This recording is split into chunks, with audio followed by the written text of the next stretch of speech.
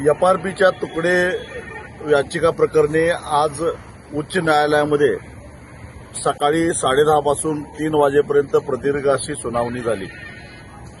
यामध्ये राज्याचे महाअभियोक्ता श्री सराफ, त्याचबरोबर राज्य साखर संघाचे वकील अंतरकर, त्याचबरोबर सतीश बोरुलकर, श्री शेख आणि स्वाभिमानी शेतकरी संघटनेचे वकील अॅडव्होकेट योगेश पांडे यांचं सगळ्यांचंच आर्ग्युमेंट झालं। आणि या दरम्यान राज्य साखर संघाचे जे वकील आहेत अंतरकर यांनी कोर्टाच्या निदर्शनास आणून दिलं की 2022 साली मला पूर्ण एफआरपी मी ज्या कारखान्याला ऊस घातलाय त्या कारखान्याने दिलेली आहे। त्यावेळी माझ्या वतीनं योगेश पांडे यांनी कोर्टाच्या निदर्शनास आणून दिलं की हा माणूस इथपर्यंत पोहोचला, त्यालाही 3 वर्षे लागली, जो माणूस 10 वर्षे संसदेमध्ये खासदार होता। मग सामान्य माणसाला न्याय कसा मिळणार?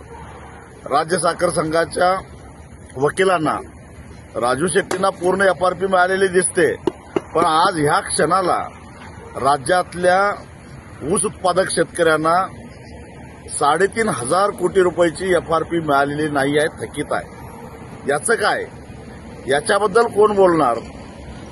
आणि आजच सकाळी ज्या मुख्यमंत्र्यांनी एक रकमी एफआरपी पूर्ववत करू आणि तुकड्या तुकड्यानं एफआरपी देण्याचा जो शासन निर्णय होता तो मागे घेऊ असा निर्णय घेतलेला होता, ते बैठकीत ठरलेलं होतं। त्या तत्कालीन मुख्यमंत्री आत्ताचे उपमुख्यमंत्री एकनाथ शिंदे यांनी सकाळी एक मुलाखत देऊन मी आजही शेतकऱ्यांना एक रकमी एफआरपी मिळाली पाहिजे या मुद्द्यावर ठाम आहे अशा प्रकारची भूमिका घेतली। असं असताना राज्याचे उपमुख्यमंत्री एका बाजूला म्हणतात की ऊस उत्पादक शेतकऱ्यांना एक रकमी एफआरपी मिळाली पाहिजे, विना कपात मिळाली पाहिजे, आणि राज्याचे महाअभियोक्ता ज्यांचा पगार करदात्यांच्या पैशातून भरला जातो ते म्हणतात, ते कारखानदारांची तरफदारी करतात आणि तुकड्या तुकड्यानं एफआरपी देणं कसं व्यवहार्य आहे हे पटवून सांगण्यासाठी गेले 2 आठवडे सातत्यानं न चुकता कोर्टामध्ये हजर राहतात। राज्य साखर संघाचे जे वकील आहेत अंतरकर, त्यांना मला मिळालेली एफआरपी दिसते, पण त्यांनी हे लक्षात ठेवावं, अंतरकर साहेब, तुम्हाला जे काही 40-50 लाख रुपये राज्य साखर संघानं फी दिलेली आहे, ती फी देण्यासाठी राज्य साखर संघ आमच्या ऊसातून टनाला 1 रुपया गोळा करतं आणि माझा वर्षाला 300 टन ऊस जातो। म्हणजे तुमच्या पगारामध्ये माझे सुद्धा 300 रुपये आहे, ते विसरू नका। तुम्ही कुणाची तरफदारी करताय?